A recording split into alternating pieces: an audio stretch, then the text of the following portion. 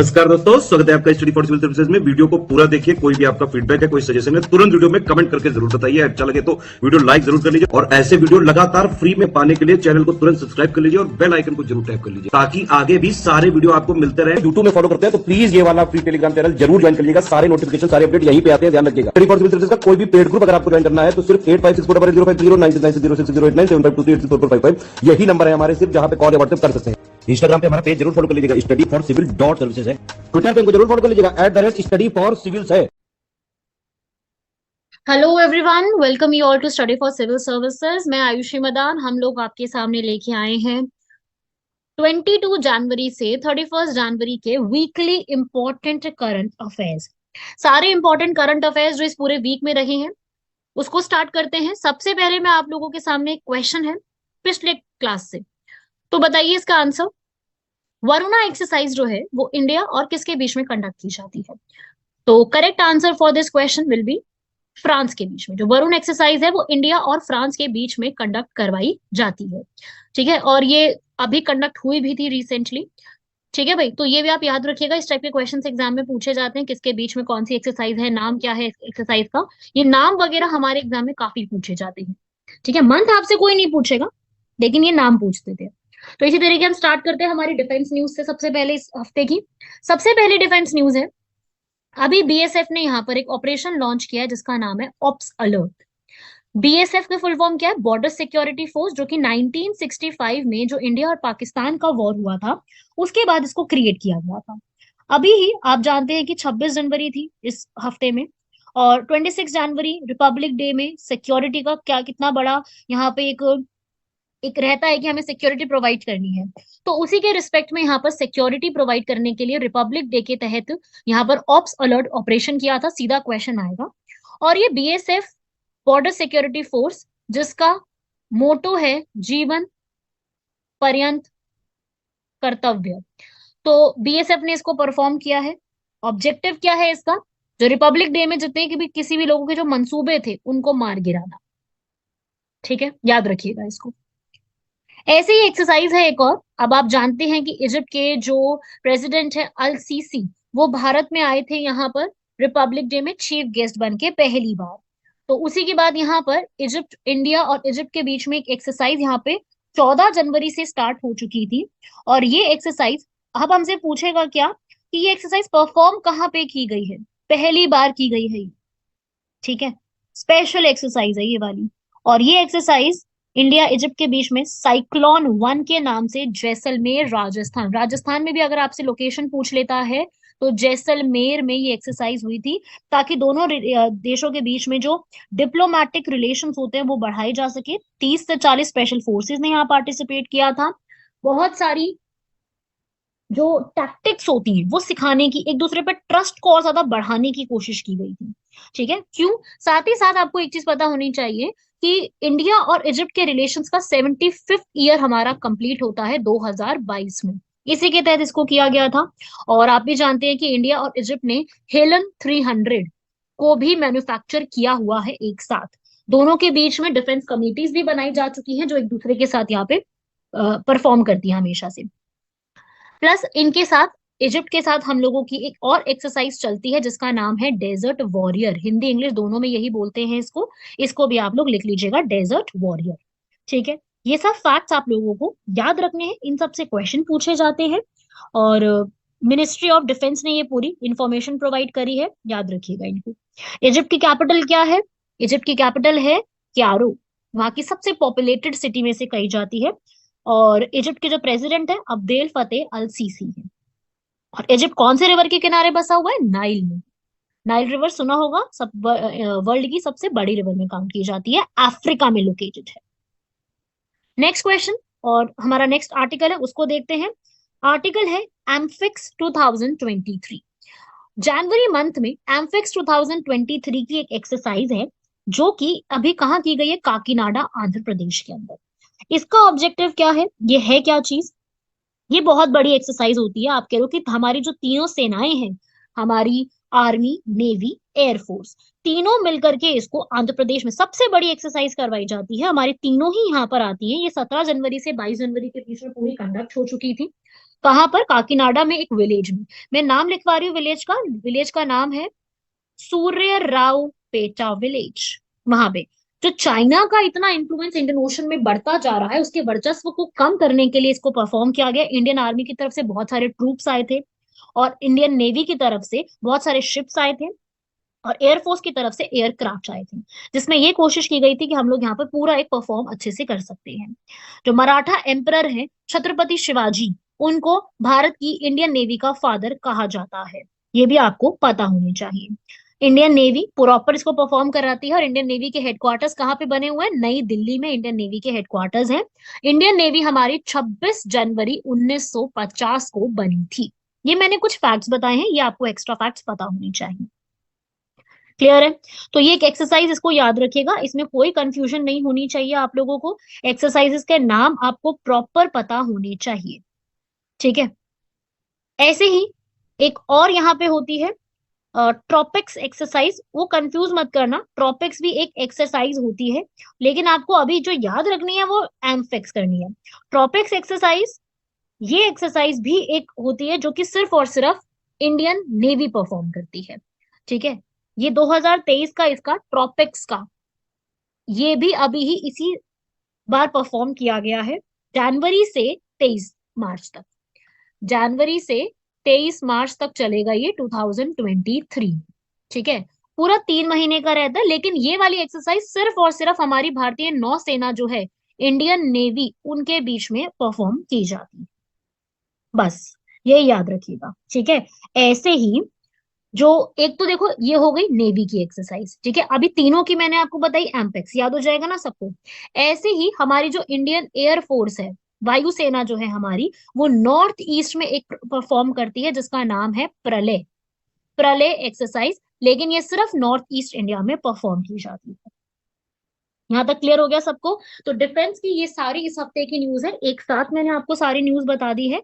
आपको ऐसे याद रखनी है कि ये सिर्फ डिफेंस से जुड़ी हुई न्यूज थी, ठीक है ना? चलिए नेक्स्ट बढ़ते हैं आगे। अब मैंने यहाँ पर इस पूरे हफ्ते के इंपॉर्टेंट करंट अफेयर्स में जो भी डेट्स इंपॉर्टेंट है, जैसे कि 24 जनवरी, सबसे पहले 24 जनवरी, या उससे पहले आप 21 जनवरी भी देख सकते हैं, हम सीक्वेंस वाइज बढ़ते हैं। 21 जनवरी को आप देखेंगे कि हम लोगों के यहाँ क्या मनाया जाता है।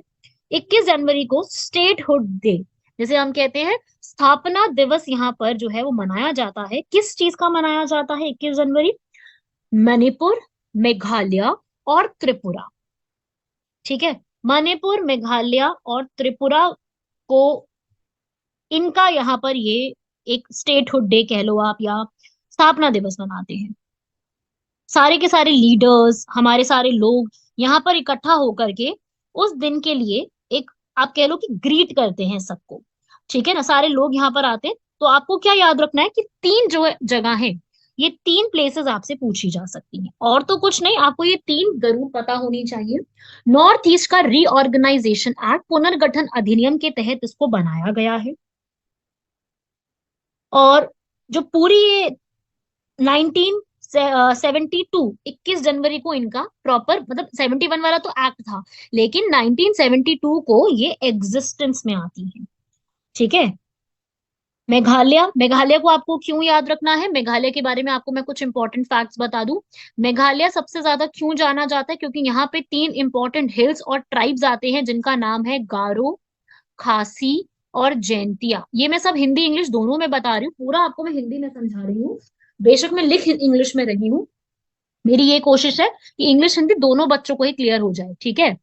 तो गारो, खासी, जैंतिया, ये तीनों हिल्स के लिए आप जाने जाते हैं।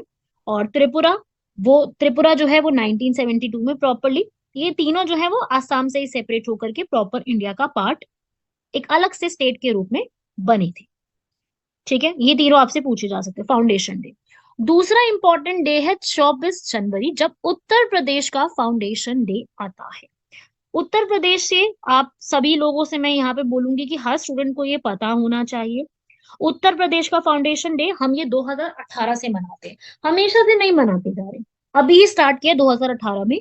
आपसे जो, अगर आप यूपीपीसीएस की तैयारी कर रहे हैं, तो आपसे इस बार की थीम पूछी जा सकती है इन्वेस्टमेंट एंड एम्प्लॉयमेंट, निवेश और रोजगार, ठीक है? वहां के जो चीफ सेक्रेटरी हैं दुर्गा शंकर मिश्रा, उन्होंने यहाँ पर जो है प्रॉपरली एक प्रोग्राम ऑर्गेनाइज कराया है डिस्ट्रिक्ट लेवल पे।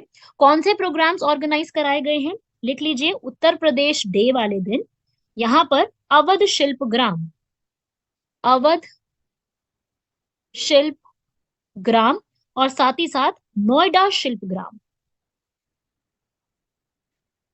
नोएडा शिल्प ग्राम, इनको यहाँ पर ऑर्गेनाइज करा गया। बहुत से सेमिनार्स, रोड के शो होना, कॉन्फ्रेंस आना, एग्रीकल्चर पे बात करना, ये सब चीजें की गई थी। और पहली बार हमसे ये क्वेश्चन क्या पूछा जाएगा कि पहली बार यूपी दिवस मनाने का जो ये एक समारोह है, ये स्टार्ट किसने किया था। तो आप इसका आंसर लिख लीजिए। उस समय के जो गवर्नर थे राम नायक, राम नायक ने इसको पहली बार स्टार्ट किया था जब से बीजेपी की गवर्नमेंट बनी थी योगी आदित्यनाथ के टाइम पीरियड में, तब से किया गया। और पहले यूपी का जो एक्चुअल नेम था वो हुआ क्या करता था, यूनाइटेड प्रोविंसेस, और फिर बाद में 24 जनवरी 1950 को नाम चेंज किया गया और क्या नाम रख दिया गया, उत्तर प्रदेश। ठीक है, तो ये आपको सारी चीजें पूछी जा सकती है। सीधा इस पे सवाल आता है कब मनाया गया, क्या नाम है, ऐसे ऐसी चीजें पूछते हैं। अब अगला दिन हमारा आता है यहाँ पर 24 जनवरी। अगेन 24 जनवरी भारत में नेशनल गर्ल चाइल्ड डे, राष्ट्रीय बालिका दिवस के रूप में मनाया जाता है। और इसको मनाने के पीछे का ऑब्जेक्टिव क्या है, क्योंकि पहली बार इस दिन भारत की पहली महिला प्रधानमंत्री इंदिरा गांधी ने शपथ यहाँ पर ग्रहण करी थी, या उनको एक तरीके से पहली बार उनको यहाँ पे बनाया गया था हमारे प्रधानमंत्री के रूप में। तो इस बार की कोई थीम नहीं है, इस बार की कोई स्पेशल थीम नहीं बताई गई है। सिर्फ ये बताया गया है कि हम यहाँ पर जो गर्ल चाइल्ड है उसको कैसे और बढ़ावा दे सकते हैं, हम कैसे जो दो जेंडर के बीच में जो डिफरेंस है, एजुकेशन, शिक्षा, स्वास्थ्य के ऊपर, ये कौन ऑर्गेनाइज करता है, ये जरूर पूछा जा सकता है। कौन सी मिनिस्ट्री ऑर्गेनाइज करती है, वुमेन और चाइल्ड डेवलपमेंट की जो मिनिस्ट्री है वो इसको ऑर्गेनाइज करती है। 18 से 24 जनवरी के बीच में स्टार्ट किया गया था, काफी हैशटैग्स भी चले थे उसके ऊपर। स्मृति ईरानी ने इन पे ट्वीट भी करके काफी सारी चीजों को बताया भी था, काफी सारी सेलिब्रेशंस इसके ऊपर की गई थी। तो एक ये दिन याद रखना है। अगला हमारा दिन है 25 जनवरी का, जब क्या मनाया जाता है, national voters day. National voters day 2023 में, या भी हम ये क्यों मनाते हैं, बेसिक बात ये है क्योंकि इस दिन पहली बार इलेक्शन कमीशन ऑफ इंडिया, जो भारत में इलेक्शंस कराने के लिए रिस्पॉन्सिबल होती है, तो राष्ट्रीय मतदाता दिवस उसी दिन मनाया जाता है 25 जनवरी को। ये स्टार्ट किया गया था 2011 में, पहले नहीं होता था, 2011 से शुरू किया गया था। और फिर उसके बाद जो उस समय के प्राइम मिनिस्टर थे मनमोहन सिंह, उन्होंने यहाँ पर ये पास करवाया था, और तब से ये चीज चलती आ रही है। तो आपको ये पता होना चाहिए इसके बारे में कि ये एक अलग से कॉन्सेप्ट भारत में है। और इस बार का जो नेशनल वोटर्स डे है उसकी थीम क्या है, nothing like voting, I vote for sure. Voting जैसा कुछ नहीं, मैं वोट जरूर देता हूँ। ठीक है, इस तरीके से जो इस वक्त की हमारी प्रेसिडेंट है श्रीमती द्रौपदी मुर्मू, इन्होंने यहाँ पर दिल्ली में ऑर्गेनाइज करके इसको पूरा यहाँ पर बनाया गया। इसका एक बहुत अच्छा एक लोगो भी है, जिसके बैकग्राउंड में अशोक चक्र है, जो ये बताता है कि भारत में सबसे बड़ी डेमोक्रेसी है। और एक इंक लगाई हुई फिंगर भी दिखती है, जो हमें ये बताता है कि हर एक व्यक्ति को पार्टिसिपेट करना है वोटिंग के समय। प्लस ये भी बताता है कि हर एक पर्सन को अपनी सूझबूझ से अपने रिप्रेजेंटेटिव को यहाँ पर चूज करना है। क्लियर हुआ सबको यहाँ तक, ये भी आप याद रखिएगा। इस बार एक इलेक्शन कमीशन ऑफ इंडिया ने अपना सॉन्ग भी निकाला था, आपने सुना होगा, मैं भारत हूँ, हम भारत के मतदाता हैं। सुभाष घई फाउंडेशन के साथ मिलकर के ये भी यहाँ पर चलाया गया था। क्लियर है यहाँ तक सारे फैक्ट्स। बढ़ते हैं हमारे नेक्स्ट आर्टिकल की तरफ। ये इंपॉर्टेंट डेज थे, डिफेंस भी कवर हो गया। अब आते हैं हम कुछ इंपॉर्टेंट नेशनल न्यूज की तरफ। अभी रिसेंटली ही क्वेश्चन आपसे पूछा जाएगा, उत्तर भारत का सबसे बड़ा जो सौर परियोजना है वो कहाँ पे स्टार्ट की गई है, वो है चंडीगढ़ में।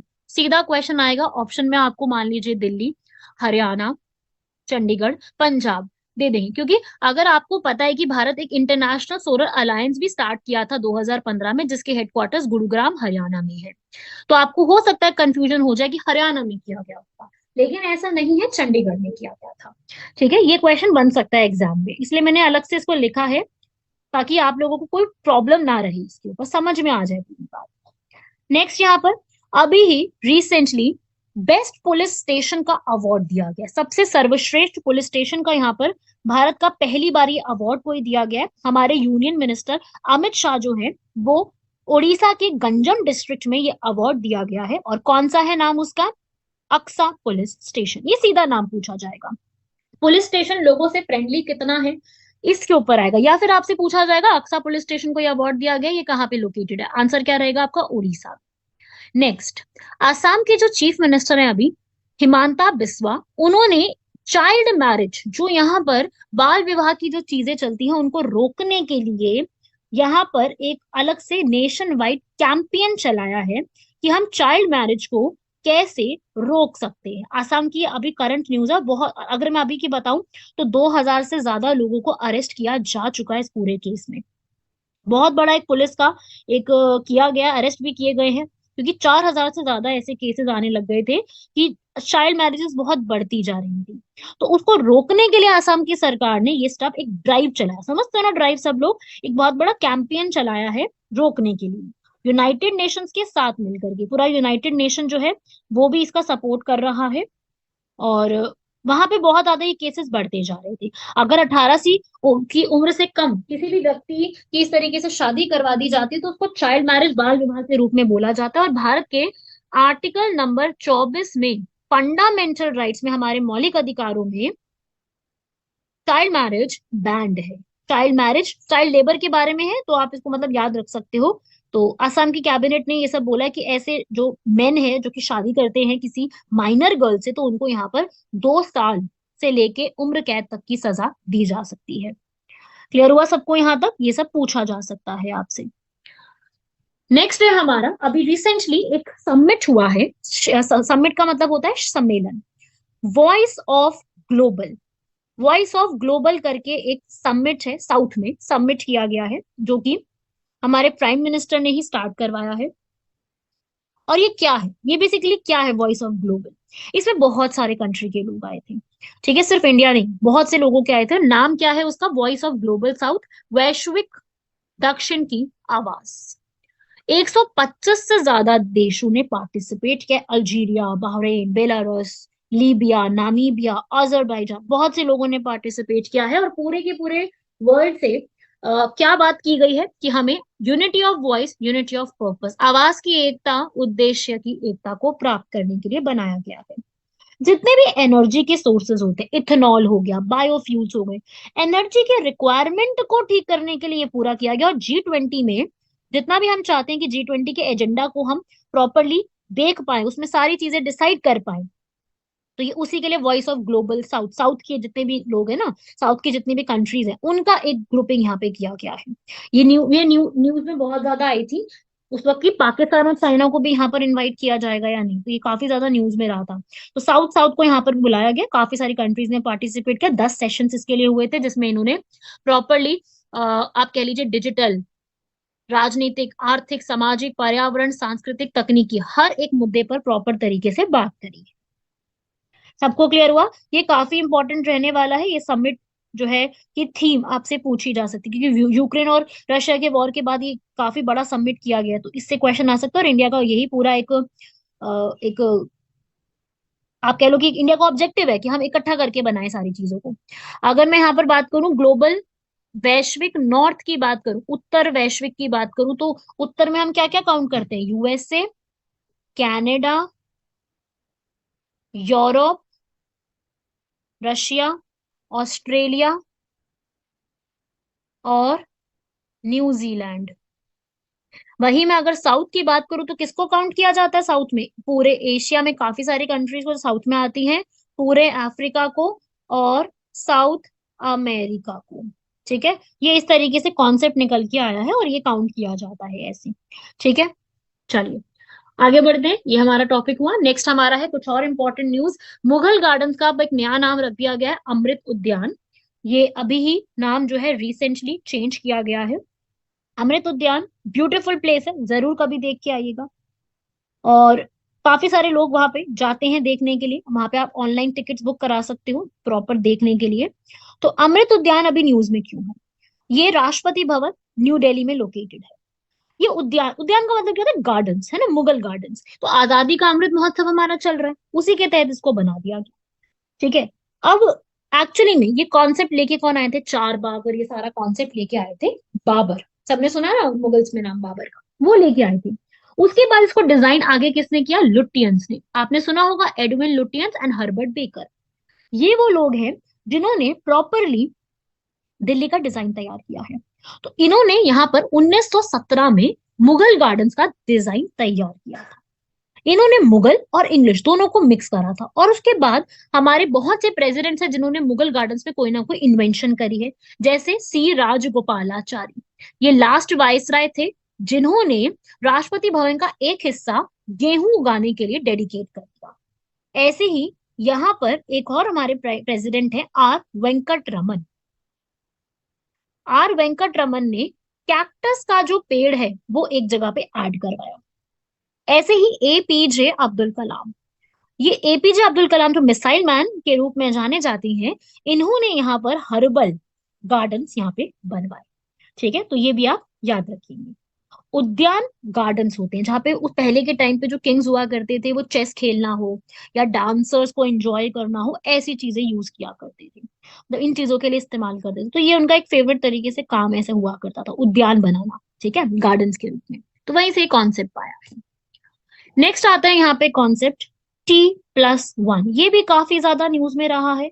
T+1 का कॉन्सेप्ट की क्या मीनिंग होता है? T+1 सिस्टम होता है कि जब भी कोई इन्वेस्टर अभी स्टॉक में अपना पैसा लगा रहा है और वो खरीद रहा है, तो उसको उसकी डिलीवरी उस दिन नहीं, उसके अगले दिन। टी का मतलब होता है आज के दिन ट्रेडिंग हो रही है और उसके अगले दिन उसको सारी इंफॉर्मेशन मिल जाएगी। तो T+1 सेटलमेंट का मतलब क्या होता है? यहाँ पर स्टॉक मार्केट से जुड़ा हुआ ये टर्म है। इंडिया इसको इम्प्लीमेंट कर चुका है और शेयर्स के लिए इसको इस्तेमाल किया जाएगा। इफेक्ट में आ गया है। यानी इंडिया जो है वो सेकंड कंट्री बनेगा चाइना के बाद इसको 1 डे साइकिल को इम्प्लीमेंट करने वाला, ताकि फास्टर से फास्टर चीजों को हम इम्प्लीमेंट कर सकें। Right. Next very very important, 74th Republic day के सेलिब्रेशंस आप सभी जानते हैं, भारत ने यहाँ पर करी है। 74th रिपब्लिक डे हमारा मनाया गया था। इस बार काफी नई नई चीजें थी क्योंकि नाम चेंज करा गया है, तो वो कर्तव्य पथ वहां पर ऑर्गेनाइज किया गया था। राजपथ का नाम कर्तव्य पथ रखा गया था सितंबर 2022 में। और यहाँ पर इसका बेसिकली क्या था? राज नहीं है, अब कर्तव्य है। ऑब्जेक्टिव क्या था नाम चेंज करने का? कि हम राज नहीं कर रहे हैं, हम उत्तरदायित्व है यहाँ पर। और पहली बार इस बार के रिपब्लिक डे में क्या नई नई चीजें आई हैं? सबसे पहली चीज, इजिप्ट के जो प्रेसिडेंट है, मैंने आपको बताया ना अभी इनका नाम, अब्देल फतेह अल सीसी, यहाँ पे वो हमारे चीफ गेस्ट है। और ऐसा पहली बार हुआ है कि कोई इजिप्ट का, मिस्र का जो प्रेसिडेंट है वो भारत में आए और उन्होंने पूरा सारा कुछ जो है मतलब एज अ चीफ गेस्ट यहाँ पर उनको बुलाया गया। ठीक है। तो इस बार ये नई नई चीजें जो हुई हैं उसकी मैंने एक लिस्ट बनाई है यहाँ पर, आप सभी लोग रीड करेंगे। इससे जो आपका अपकमिंग एग्जाम है उससे कोई ना कोई सवाल बन सकता है। ठीक है। तो रिपब्लिक डे आप लोग जानते हैं हम लोग क्यों मनाते हैं? ये तो सभी, हर एक व्यक्ति हमारा जानता है क्योंकि हम भारत के ही रहने वाले हैं, हम ये सारी चीजें जरूर जानते हैं। उसके बाद इस बार का जो रिपब्लिक डे है काफी नई नई चीजों पे फोकस करा है। मिलिट्री की चीजों को हम लोगों ने काफी सारी चीजें दिखाई। हमने हमने इस बार सारी वुमेन कंटिजेंट जो रखी, जो कि सीआरपीएफ की थी, वुमेन जो है बीएसएफ की जो कैमल कंटिजेंट थी, मतलब उनकी जो टुकड़ी थी उनका भी हिस्सा बनी, विमेन बनी। साथ ही साथ और ये भी आपको पता होना चाहिए कि इस बार का जो 2023 का अवार्ड दिए जाते हैं उसमें सबसे टॉप किसने किया है? उत्तराखंड के जो टैब्ल्यू है जिसका नाम है मानस खंड, उन्होंने टॉप किया। ऐसा क्वेश्चन देखो एग्जाम में आता है। टॉप प्राइज किसने जीता है? उत्तराखंड ने। उत्तराखंड के जो कॉर्बेट नेशनल पार्क है, जिम कॉर्बेट, सबको यहाँ पर जो है डिस्प्ले किया गया था। जिम कॉर्बेट का एक दिखाया गया था, नारासिंगा, डियर, पिकॉक, वहां की जो इंपॉर्टेंट जो एक आइपन आर्ट है उन सबको, वहां के जो एक लेजेंडरी एक टेम्पल है वहां का, जागेश्वर धाम टेम्पल, उसको दिखाया गया। 4 धाम यात्रा को यहाँ पे दिखाया गया। काफी सारी नई नई चीजें दिखाई गई थी। पूरा 23 जो है यहाँ पर टैब्लू दिखाई गए थे। और उसके बाद फिर फाइनली इसमें से जीता कौन है? उत्तराखंड। ये क्वेश्चन एग्जाम में मैं कहूंगी कि काफी ज्यादा इंपॉर्टेंट है, इसको जरूर पढ़ के जाइएगा। 26 जनवरी 2023 के ये सारे फैक्ट्स आपके लिए इंपॉर्टेंट रहेंगे। कर्तव्य पथ इंपॉर्टेंट है, आत्मनिर्भर भारत को यहाँ पे बोला गया था, वंदे भारत डांस फेस्टिवल भी यहाँ पे मनाया गया था। ठीक है। और वंदे भारत प्रोग्राम को काफी ज्यादा यहाँ पर अट्रैक्शन देखने को मिली थी। तो ये भी आपके लिए काफी इंपॉर्टेंट न्यूज में रहेगा, इसको जरूर पढ़ लीजिएगा। बाकी यहाँ पर एक भीम और बजरंग के नाम से जो है एक शोकेस करके दिखाया गया था, वीर और बजरंग के नाम से, ये भी हमसे पूछा जा सकता है। ठीक है। तो ये सारे फैक्ट्स जो है हमसे पूछे जाएंगे एग्जाम में, सीधा सीधा क्वेश्चन आता है इन टॉपिक से। नेक्स्ट उसके बाद पंजाब की गवर्नमेंट ने स्कूल ऑफ एमिनेंस के नाम से एक प्रोजेक्ट लॉन्च करा है। पंजाब में कौन सी सरकार है? आम आदमी पार्टी की गवर्नमेंट है। भगवंत मान वहां के चीफ मिनिस्टर हैं। उन्होंने यहाँ पर पहला फेज इसको लॉन्च करा है, जिसमें उन्होंने बोला, एक मोहाली के अंदर उन्होंने इसकी डिक्लेरेशन करी थी। और वहां पे उन्होंने बोला, और वहां पे दिल्ली के चीफ मिनिस्टर भी पहुंचे थे, स्कूल ऑफ एमिनेंस किसके लिए? 9 से 12th क्लास तक के बच्चे जो हैं उनके लिए इसको किया जाएगा, और इसका नाम जो है स्कूल ऑफ एमिनेंस, इंग्लिश और हिंदी दोनों में यही कहेंगे। ठीक है। आपकी सरकार जो है वो 200 करोड़ इसके लिए अलग से रख चुकी है कि भाई जो दिल्ली में हम लोगों ने स्कूल को एक बनाया है, दिल्ली का स्कूल का मॉडल एक्चुअली में बहुत अच्छा मॉडल है, प्रॉपर तरीके से उन्होंने बनाया है। ऐसे ही जो पंजाब है वहां पर भी इसी चीज को इम्प्लीमेंट करवाया जाएगा। यही इसका ऑब्जेक्टिव था कि स्कूल में जो हम कहते हैं ना, कोविड के बाद से जो थोड़ी सी प्रॉब्लम्स आई हैं या ऑनलाइन एजुकेशन की वजह से जो प्रॉब्लम्स देखने को मिली हैं, उसको हम यहाँ पे ठीक करेंगे। मेन इनका ऑब्जेक्टिव है कि जो हम कहते हैं ना करिकुलर एक्टिविटी, वो प्रमोट करें, नेशन को बिल्ड करने की बात करें, होलिस्टिक डेवलपमेंट, ओवरऑल पूर्ण रूप से डेवलपमेंट करने की बात यहाँ पे की गई है। फिर इसके बाद नेक्स्ट आर्टिकल है हमारा कि 21 आइलैंड्स जो है यहाँ पर उनका रीनेमिंग यहाँ पे किया गया है। कहाँ के आइलैंड्स हैं? अंडमान और निकोबार के 21 ऐसे आइलैंड हैं जहाँ पे अमित शाह भी पहुंचे थे। यहाँ पर 21 आइलैंड्स का नाम किसके नाम पे रखा गया है? परमवीर चक्र जो है अवॉर्डीज, उनके नाम पे 21 आइलैंड्स का नाम यहाँ पे चेंज किया गया है। और ये किस दिन किया गया था? जिस दिन पराक्रम दिवस, यहाँ पे पढ़ेंगे, पराक्रम दिवस 23 जनवरी को मनाया जाता है, वहां पर ये चीज किया गया। और उसमें ये मैसेज दिया गया, एक भारत श्रेष्ठ भारत, भारत माता इंडिया फर्स्ट की छवि को प्रमोट करने के लिए।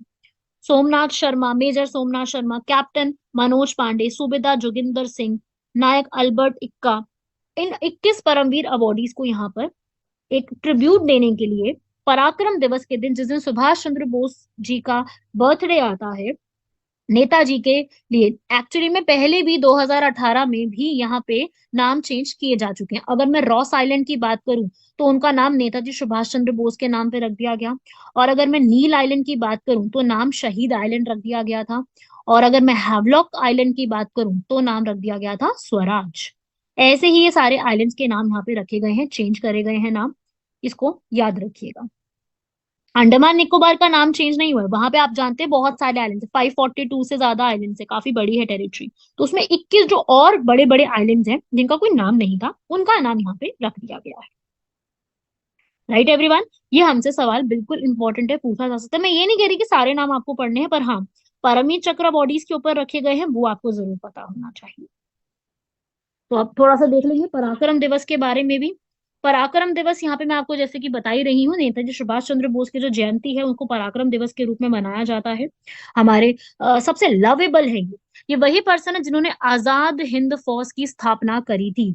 ये वही पर्सन है जिन्होंने यहाँ पर हमें जय हिंद का नारा दिया था, जिसपे आज भी हमें प्राउड है और हमेशा ही प्राउड रहेगा। तो ये वही पर्सन है जिन्होंने, आप कह लीजिए, इनकी जो ये एक पूरा दिवस है ये 2021 से स्टार्ट किया गया था। और नेताजी सुभाष चंद्र बोस के लिए यहाँ पर ये पूरा सेलिब्रेशन किया जाता है। ये वही पर्सन है जिन्होंने all India youth Congress, Akhil Bharatiya Yuva Congress के ये हेड बने थे, बंगाल राज्य कांग्रेस के सचिव बनते हैं, कलकत्ता नगर निगम के मेयर भी ये बनते हैं। काफी सारी नई नई पोस्ट इन्होंने संभाली थी। ये एक्चुअली में बंगाली फैमिली, उस समय उड़ीसा में वहां पे बिलोंग करते थे। ये वही पर्सन है जिन्होंने इंडियन सिविल सर्विसेज का एग्जाम क्लियर किया था और उसके बाद रिजिग्नेशन देके जो गांधी जी की नॉन कोऑपरेशन असहयोग आंदोलन चल रहा था उसमें आकर के जुड़ गए थे। और इन्होंने कांग्रेस में भी काफी सारी चीजें जो है वो चेंज करी थी, काफी सपोर्ट किया था। उसके बाद इन्होंने आईएनए का फॉर्मेशन किया था और आईएनए में सिंगापुर में एक भारत की पहली महिलाओं की टुकड़ी बनाई थी जिसकी कैप्टन बनती है कैप्टन लक्ष्मी सहगल। ये भी आपको पता होनी चाहिए। इनकी आइडियोलॉजी में बात करूं तो भगवत गीता से बहुत इंस्पायर थे। इनके हिसाब से भगवत गीता इनके लिए एक तरीके से इंस्पिरेशन रही है हमेशा से। स्वामी विवेकानंद की टीचिंग्स इनके लिए सबसे इंपॉर्टेंट रही है।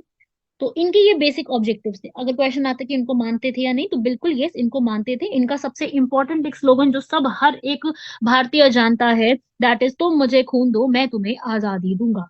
ये इन्होंने बर्मा के लैंड पे कही थी। ठीक है। एक इन्होंने स्लोगन दिया था दिल्ली चलो। एक इन्होंने यहाँ पर स्लोगन दिया था, मुझे नहीं पता आप लोगों को ये पता होगा या नहीं, पर आपको पता होना चाहिए, मैं यहाँ पे बता देती हूँ। इन्होंने एक और स्लोगन दिया था यहाँ पर, इतिहाद, एतेमाद एंड कुर्बानी। ठीक है, उर्दू में बोला था। इसका मतलब है, इतिहाद का मतलब है यूनिटी, एकता, और एतमाद का है अग्रीमेंट, समझौता, और कुर्बानी तो आप पता ही है, सैक्रिफाइस। ये भी इन्हीं के द्वारा स्लोगन दिया गया था। तो ये बहुत ज्यादा इंपॉर्टेंट है, प्लीज इसको प्लीज लर्न कर लीजिएगा। ये इंपॉर्टेंट है। पराक्रम दिवस आपको पता होना चाहिए। ठीक है, चलिए नेक्स्ट बढ़ते हैं आगे। क्वेश्चन है, ये मैंने आपको करंट अफेयर ही कराना है, पर मैंने आपको यहाँ पर क्वेश्चन के फॉर्म में पूछ लिया कि 41st जो है पीएम कौन बने हैं न्यूजीलैंड के, अभी रिसेंटली ही बने हैं। किसने रेजिग्नेशन दे दिया? देखिए, जैकिंडा आर्डन ने, जो कि फीमेल थी, इनके उन्होंने बोला कि मैंने पर्सनल इशू की वजह से रिजाइन दिया है। तो अब नए यहाँ पर जो बने हैं उनका नाम क्या है? Chris Hipkins. ये एग्जाम में क्वेश्चन बन सकता है, सीधा क्वेश्चन आएगा एकदम से ही।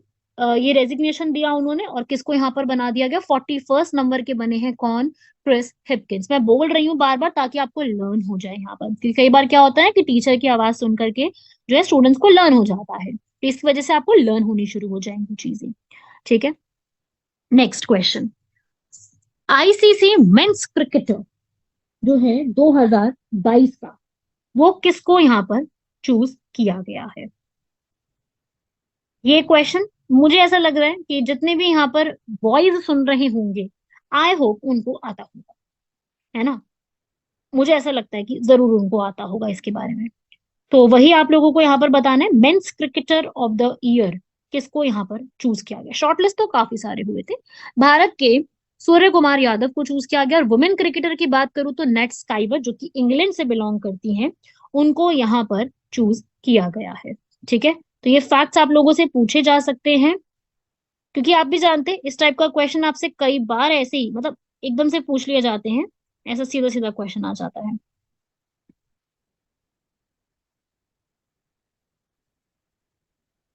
नेक्स्ट, बालकृष्ण दोषी।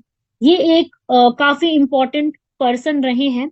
बालकृष्ण दोषी, ये आपसे पूछा गया, जिनका अभी अभी जो है वो डेथ हो गई है। तो ये किस फील्ड से बिलोंग करते थे? 24 जनवरी को इनकी डेथ हुई है। ये भारत के इंडियन आर्किटेक्चर से बिलोंग करते थे, काफी बड़े आर्किटेक्ट रहे हैं ये। इन्होंने जो एक इम्पोर्टेंट बिल्डिंग है, कॉर्बूजियर ले कॉर्बूजियर जो है, उसको भी इन्होंने डिजाइन किया। ये ले कॉर्बूजियर कहाँ पर है? ये भी बहुत ब्यूटीफुल एक आर्किटेक्चर के रूप में यहाँ पर इसको उनके साथ मिलकर के काम किया था। स्विट्जरलैंड से बिलोंग करने वाले ये पर्सन है, उन्हीं के साथ मिलकर इन्होंने काम किया था। और इनको पद्म विभूषण, पद्म भूषण, पद्मश्री, बहुत सारे अवार्ड मिल चुके हैं। तो आपसे क्वेश्चन पूछेगा कि ये पर्सन जिनकी अभी डेथ हुई है, ये क्या काम किया करती थी? इन्होंने, मतलब आप कह लो कि भारत के आर्किटेक्चर को नया डिजाइन दिया है। मतलब आप कह लीजिए, इन्होंने भारत के आर्किटेक्चर को बहुत सारे, इनको सबसे बड़ा जो एक अवार्ड होता है ना आर्किटेक्चर का, लिख लीजिए, प्रिट्जर प्राइज, वो भी इनको दिया जा चुका है। नेक्स्ट क्वेश्चन के फॉर्म में मैंने आपसे पूछा है, ऐसी कौन सी पहली यूनियन टेरिटरी बनी है, केंद्र शासित प्रदेश, जो ई गवर्नेंस पे प्रॉपरली पूरी तरीके से शिफ्ट हो चुकी है? क्या आंसर है? जम्मू एंड कश्मीर। ये आपको फैक्चुअल इंफॉर्मेशन है और आपको इसी प्रकार से जैसे बताया जा रहा है याद रखनी है।